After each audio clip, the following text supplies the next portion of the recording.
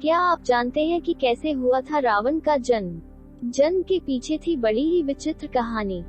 रामायण हिंदू धर्म का एक पवित्र ग्रंथ माना जाता है जिसमें प्रभु श्री राम का संपूर्ण वर्णन किया गया है और प्रभु श्री राम के जीवन लीला में रावण का बहुत महत्व है। भले ही हिंदू धर्म को मानने वाले लंकापति रावण को अनीति, अनाचार, दंभ, काम, क्रोध, लोभ, अधर्म और बुराई का प्रतीक क्यों न मानते हों और उससे घृणा करते हों, परंतु हमें ये नहीं भूलना चाहिए कि दशानन रावण एक राक्षस होने के साथ साथ एक ज्ञानी भी था। आज मैं आपको ये बताऊंगी कि आखिर रावण के जन्म के समय ऐसा क्या हुआ था कि एक ब्राह्मण पुत्र होते हुए भी उसमें राक्षस वाले गुण आ गए। वाल्मीकि रामायण के अनुसार रावण पुलत्स्य मुनि के पुत्र महर्षि विश्रवा और राक्षसी कैशी का पुत्र था। वाल्मीकि रामायण के उत्तरकांड में वर्णित कथा के अनुसार पौराणिक काल में माली, सुमाली और मलेवन नाम के अत्यंत क्रूर दैत्य भाई हुआ करते थे। इन तीनों भाइयों ने ब्रह्मा की घोर तपस्या की जिससे प्रसन्न होकर परमपिता ब्रह्मा ने उन्हें बलशाली होने का वरदान दिया। ब्रह्मा जी से वरदान मिलने के पश्चात तीनों भाई स्वर्गलोक, पृथ्वीलोक और पाताललोक में देवताओं सहित ऋषि मुनियों और मनुष्यों तक अत्याचार करने लगे। परंतु जब इन तीनों भाइयों का अत्याचार काफी बढ़ गया तब ऋषि मुनि और देवतागण भगवान विष्णु के पास गए और उनसे मदद की गुहार लगाई। तत्पश्चात भगवान विष्णु ने उन सभी से कहा कि मैं इन दुष्ट राक्षसों का अवश्य ही विनाश करूंगा। उधर इस बात की सूचना इन तीनों भाइयों के पास पहुंची तो माली, सुमाली और मलेवन ने अपनी सेना सहित इंद्रलोक के ऊपर आक्रमण कर दिया। इसके बाद भगवान विष्णु इंद्रलोक आकर राक्षसों का नरसंहार करने लगे। भगवान विष्णु द्वारा रण क्षेत्र में आने के कुछ क्षण बाद ही सेनापति माली सहित बहुत से राक्षस मारे गए और शेष लंका की ओर भाग गए। उसके बाद शेष बचे हुए राक्षस सुमाली के नेतृत्व में लंका को त्याग कर पाताल में जा बसे। युद्ध में मिली पराजय के बाद बहुत दिनों तक सुमाली और मलेवन अपने परिवारजनों सहित पाताल में ही छुपा रहा।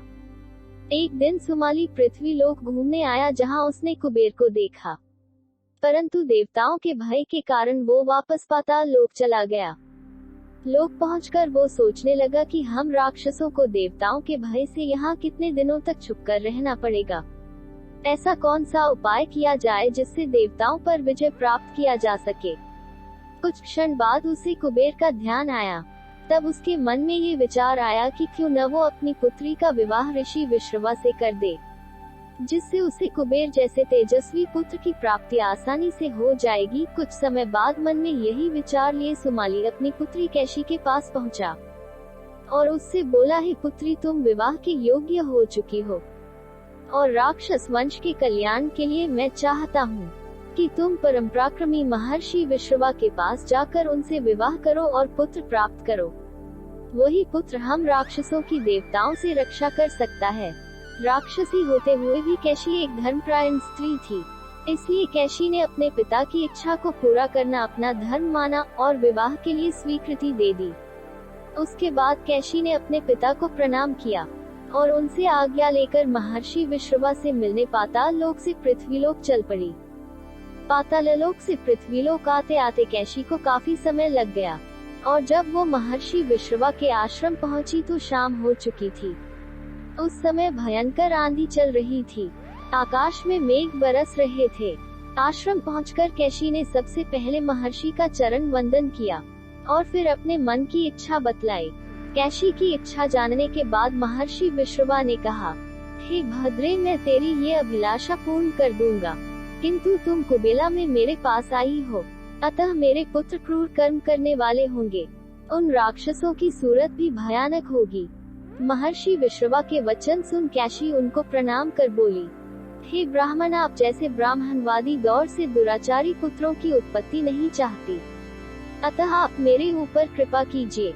तब महर्षि विश्रवा ने कैशी से कहा कि तुम्हारा तीसरा पुत्र मेरी ही तरह धर्मात्मा होगा। तदंतर कैशी ने बड़ा भयंकर और बीभत्स राक्षस रूपी पुत्र को जन्म दिया, जिसके 10 सिर थे। उसके शरीर का रंग काला और आकार पहाड़ के समान था, इसलिए महर्षि विश्रवा ने कैशी के सबसे बड़े पुत्र का नाम दशग्रीव रखा, जो बाद में रावण के नाम से तीनों लोकों में जाना गया। उसके बाद कैशी के गर्भ से कुंभकर्ण का जन्म हुआ। उसके समान लंबा चौड़ा दूसरा कोई प्राणी न था। तदंतर बुरी सूरत की सुपर्णखा उत्पन्न हुई। सबके पीछे कैशी के सबसे छोटे पुत्र धर्मात्मा विभीषण ने जन्म लिया। ये था रावण के जीवन का रहस्य।